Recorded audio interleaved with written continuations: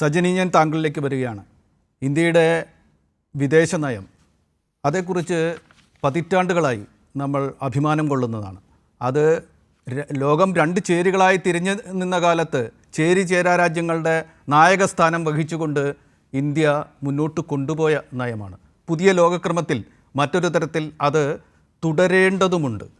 ആ ഒരു സാഹചര്യത്തിൽ ഇന്ത്യയുടെ പരമാധികാരത്തിലേക്ക് കൈ കടത്തുന്ന ഒരു പരാമർശം, ലോക പോലീസുകാരൻ എന്നാണ് നമ്മളൊക്കെ പറയാറ്, ആയിട്ടുള്ള അമേരിക്കൻ പ്രസിഡന്റ്, ഇപ്പോൾ ലോക ചക്രവർത്തി എന്നൊരു പരാമർശം ജോസഫ് ആൻ്റണി മാഷ് നടത്തിയിട്ടുണ്ട്. അത്തരത്തിൽ പെരുമാറുന്ന ഒരു രാഷ്ട്രത്തലവനിൽ നിന്ന് ഉണ്ടായിട്ട് ഇന്ത്യയുടെ പരമാധികാരത്തിൻ്റെ കാവൽക്കാരനായി സംസാരിച്ച നരേന്ദ്രമോദി ഒരു വാക്ക് അതിനെതിരെ പറയേണ്ടതായിരുന്നു എന്നൊരു വാദമാണ് ഇപ്പോൾ ഈ ചർച്ചയ്ക്കിടയിൽ പൊന്തി വന്നിട്ടുള്ളത്. BJPയുടെ പ്രതിനിധി എന്ന നിലയ്ക്ക് അങ്ങയുടെ പ്രതികരണം.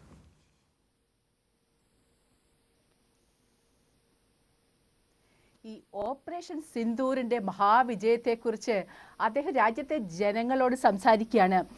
ഈ രാജ്യത്തിൻ്റെ അഖണ്ഡതയും സുരക്ഷിതത്വവും ഐക്യവും ഒക്കെ സംരക്ഷിക്കുവാൻ, ഈ രാജ്യത്തെ ജനങ്ങളുടെ ജീവനും സ്വത്തിനും അതിന് രക്ഷ നൽകുവാൻ ഈ രാജ്യം പ്രതിജ്ഞാബദ്ധമാണ് എന്ന ഒരു വലിയ സന്ദേശം അത് ഈ ഓപ്പറേഷൻ സിന്ദൂറിൻ്റെ വിജയത്തിലൂടെ അദ്ദേഹം രാജ്യത്തിനും ലോകത്തിനും നൽകിയപ്പോൾ അത് ഈ നാട്ടിലെ 140 കോടി ജനങ്ങളെ അഭിസംബോധന ചെയ്തുകൊണ്ട് സംസാരിക്കുമ്പോൾ അദ്ദേഹം സംസാരിക്കേണ്ടത് ഓപ്പറേഷൻ സിന്ദൂറിനെ കുറിച്ചാണ്, അല്ലാതെ ട്രംപിനെ കുറിച്ചല്ല, വിദേശ നയത്തെക്കുറിച്ചല്ല.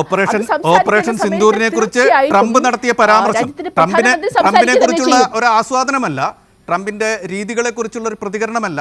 ഓപ്പറേഷൻ സിന്ദൂറിനെ കുറിച്ച് ട്രംപ് നടത്തിയ, ലോകം ശ്രദ്ധിച്ച, ഇന്ത്യ ഏറെ ചർച്ച ചെയ്ത ആ പരാമർശം പ്രസക്തമായിരുന്നില്ല എന്നാണോ താങ്കൾ പറയുന്നത്? വിശദീകരിക്കൂ.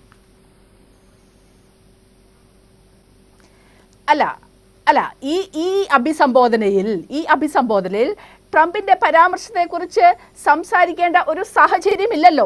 അതല്ലായിരുന്നല്ലോ വിഷയം. എങ്ങനെയാണ് സിന്ദൂർ അതിന്റെ മഹാവിജയത്തിലേക്ക് എത്തിയത് എന്നതിനെ കുറിച്ച് മാത്രമാണ് അദ്ദേഹം സംസാരിച്ചത്. ക്ലിയറായി. അതിന്റെ ആ വീര അതാണ് പറയേണ്ടത്, അത്രേ പറയേണ്ടതുള്ളൂ. ഇത് ട്രംപിന്റെ പരാമർശം മറുപടി അർഹിക്കുന്നില്ല എന്നാണ് അങ്ങ് പറയുന്നത്. ഞാനത് അങ്ങനെ തന്നെ ചർച്ചയുടെ ഭാഗമായി അംഗീകരിച്ചിരിക്കുന്നു.